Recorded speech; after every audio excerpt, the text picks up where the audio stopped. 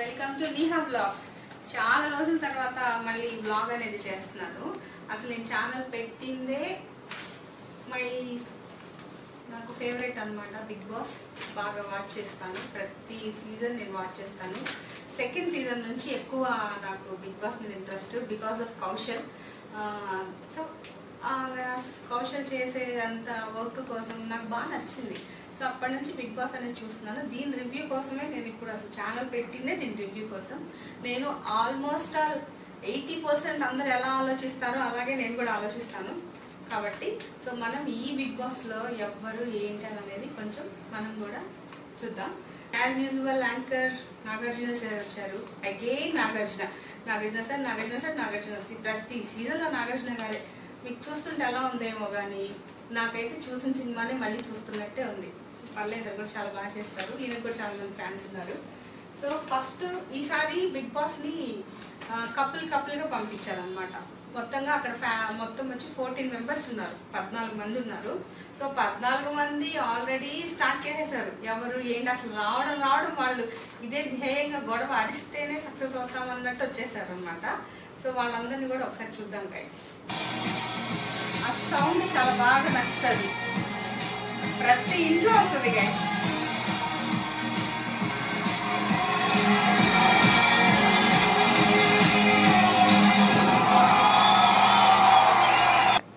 So వీళ్ళు 14 members guys. వీళ్ళందరూ 14 members. నాకు కొంతమంది అనేది కొంచెం తెలుసు. ఈ విష్ణుప్రియ, ఈ శేఖర్ భాష, ఈ బేబక్క, వీళ్ళు 3-4 మెంబర్స్ కొంచెం మనకు సోషల్ మీడియాలో టచ్ లో ఉంటారు. ఇతను వచ్చేసి పృథ్వీరాజు, ఇతను వచ్చేసి ఆదిత్య, సీత, నబీల్, అఫ్రిద్, నైనిక, విష్ణుప్రియ, ఈమె సోనియా. ఈవిడ గారు సోనియా రావడం స్టార్ట్ చేసేసింది, బీభత్సంగా స్టార్ట్ చేసేసింది ఈవిడ.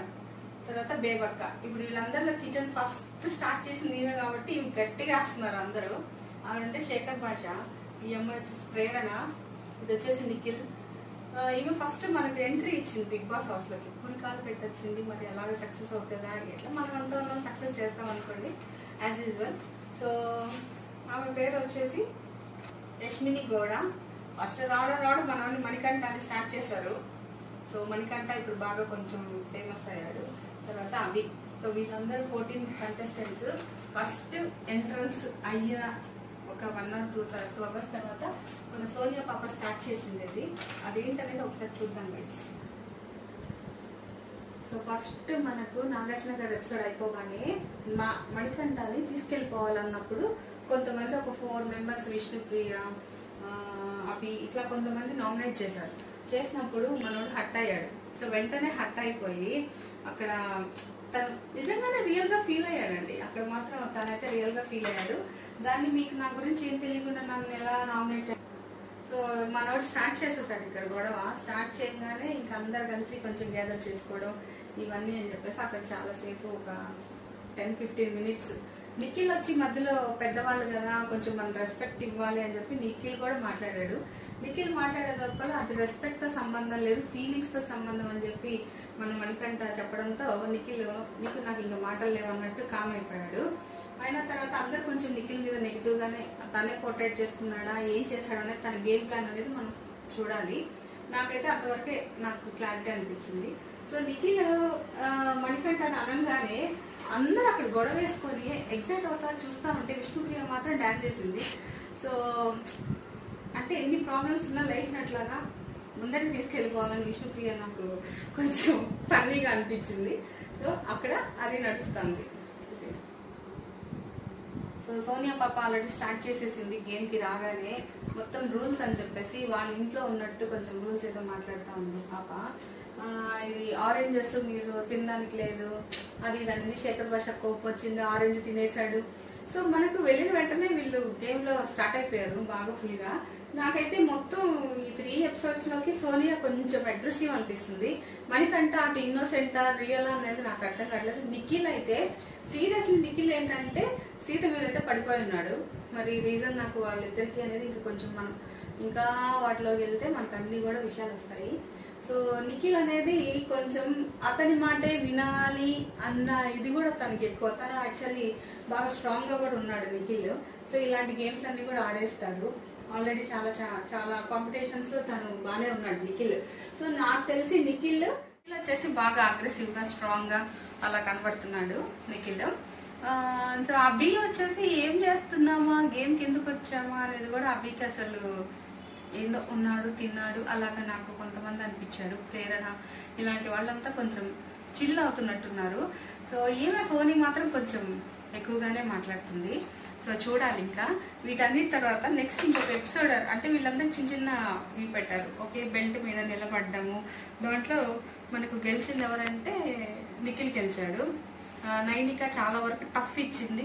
ఒక గర్ల్ అయ్యి చాలా బాగా నచ్చింది నాకు. ఆ అమ్మాయి అంత స్ట్రాంగ్ గా పట్టుకోవడం కానీ చాలా టైం వెయిట్ చేస్తుంది.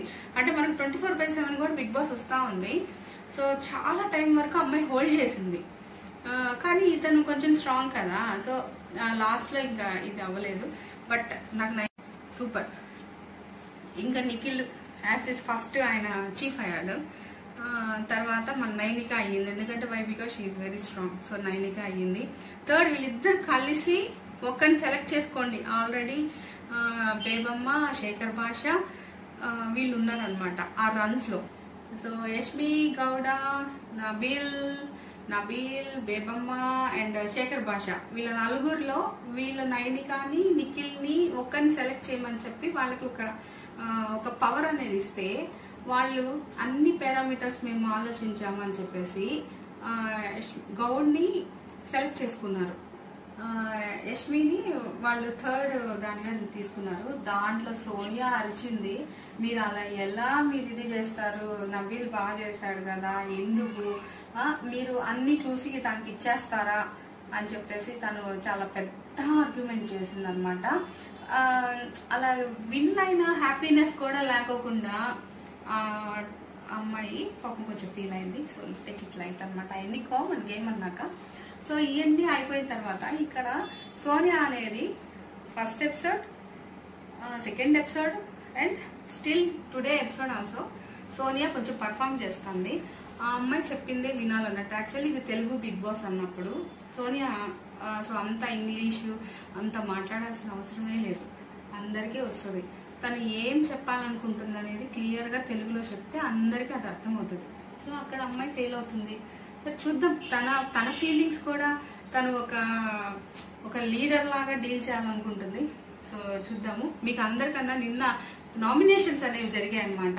నామినేషన్ జరిగినప్పుడు వీళ్ళ ముగ్గురిని కూర్చోబెట్టి వీళ్ళకి వచ్చేసి నామినేషన్ నుంచి ఫ్రీ ఇచ్చేసాడు బిగ్ బాస్. ఫస్ట్ ఇచ్చేసిన తర్వాత ఒక్కొక్క కంటెస్టెంట్స్ వచ్చి 2 స్టిక్కర్స్ అంటిస్తారు. వాళ్ళల్లో ఎవరినన్నా కూడా ఒకరిని సేవ్ చేసే పవర్ అనేది వీళ్ళకి ఇచ్చారు బిగ్ బాస్. సో వీళ్ళ ముగ్గురు ఏం చేశారంటే అసలు వాళ్ళు టాస్కే ఆడలేదు చెప్పాలంటే. అంటే ఈమె పోతుంది కదా, నేను గమ్ము కూర్చుంటా, ఆమె పోతుంది, నేను గమ్ము కూర్చుంటా, ఆయన పోతున్నట్టు నేను ఎందుకు పరిగెత్తడం అన్నట్టు నైనిక కానీ నిఖిల్ కానీ సో యష్మి కూడా అలాగే కూర్చోన్నారు. ముగ్గురు కూడా అలాగే కూర్చోన్నారు. సో అక్కడ ఫస్ట్ వచ్చేసి బేబీకి బాగా గట్టిగా ఓట్లు పడ్డాయి. 2 ఓట్లేమో పడ్డాయి. మధ్యలో ఒక బ్రేక్ కూడా ఇచ్చాడు. 24/7 మనం ఆ బ్రేక్ కూడా చూస్తాము. వాళ్ళు టీ తాగారు. నాగమణిని తను ఎట్లా నామినేట్ చేస్తారు, ఎందుకంటే ఆయన రావడం కొంచెం గొడవలాగానే మీరు ఎందుకు నన్ను ఇలా చేస్తారు అన్నాడు. కాబట్టి గుడ్, ఈ పర్సన్ గుడ్ అనేది కొంచెం లేదు. వీళ్ళంతా బాగా తెలివిగా స్మార్ట్ గా వచ్చారు. రావడం గొడవ వేయాలి, అరిస్తేనే బిగ్ బాస్ అని వాళ్ళు అనుకుంటున్నారు. కానీ మన పర్సెప్షన్ లో అయితే అలా ఉండదు. అంతా కూడా అందరూ ఈక్వాలిటీగా వాళ్ళ వర్క్స్ వాళ్ళు చేసుకుంటా వెళ్తే మనకు కూడా జెన్యూనిటీ అనేది ఇష్టపడతాం నాకు తెలిసి. సో ఇంకొకటి చూపిస్తాను గైస్, చూడండి. యష్మిని సెలెక్ట్ చేయగానే అందరూ హౌస్ లో సోనీ పాప స్టార్ట్ చేయగానే కొంతమంది దానికి ఓకే అంటున్నారు. విష్ణుప్రియ ఎవరి ఫీలింగ్స్ వాళ్ళకు ఉంటాయి అని విష్ణుప్రియ మాట్లాడుతుంది. ప్రేరణ వచ్చేసి ఏంటి గెలిచానన్నా ఇది కూడా లేదా అన్నట్టు ఇంకో కంటెస్టెంట్స్ అలా చెప్తున్నారు. సో ఇది ఇలాగా అసలు ఒక ఫిష్ మార్కెట్ లెటర్స్ అంటే ఎంత అరిస్తే అంత వస్తుందనని వాళ్ళు ఒక పర్సెప్షన్ లో ఉన్నారనమాట. సరే చూద్దాం గైస్ ఎలా వస్తుంది బిగ్ బాస్ అనేది. సో ఈ రోజు నుంచి నెక్స్ట్ ఎపిసోడ్స్ ఎలా ఉంటాయి, ఏంటి, ఎవరు ఏం మాట్లాడారు, ఏంటి అనేది మనం డిస్కస్ చేస్తాము. ఇప్పుడు మీకు V14 లో ఏ కంటెస్టెంట్స్ నచ్చారనేది నాకు కామెంట్ చేయండి. Please like, share and subscribe to my channel.